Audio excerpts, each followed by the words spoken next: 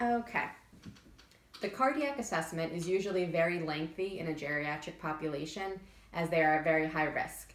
So first I will inspect and palpate the extremities. Here I'm looking for any edema, so pitting or non-pitting edema.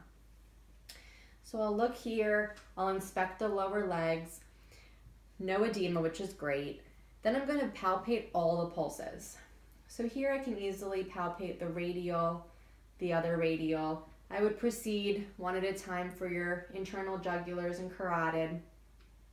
I would do all of the pulses in your feet and lower legs. If possible, I would certainly assess the femoral pulse as well, and then I'll take a listen to the apical pulse. The cardiac assessment would then proceed with taking a blood pressure. I'm just going to grab your blood pressure real quick.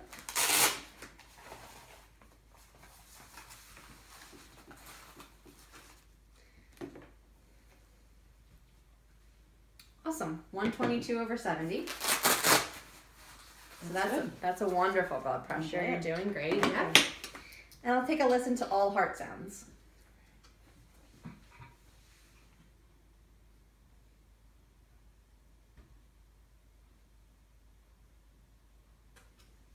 Great. I did not hear any extra heart sounds or any murmurs, so that was awesome.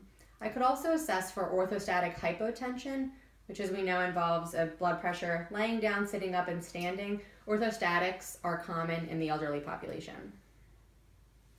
Again, this system assessment is important to collect subjective data as well. So I will ask my patient if she experiences any dizziness, syncope, chest pain, palpitations, or fatigue, as that can be a factor into an overall cardiac condition.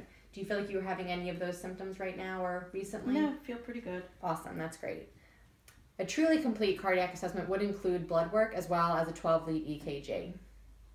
For a geriatric population, I might also recommend getting an echocardiogram to paint that full cardiac picture.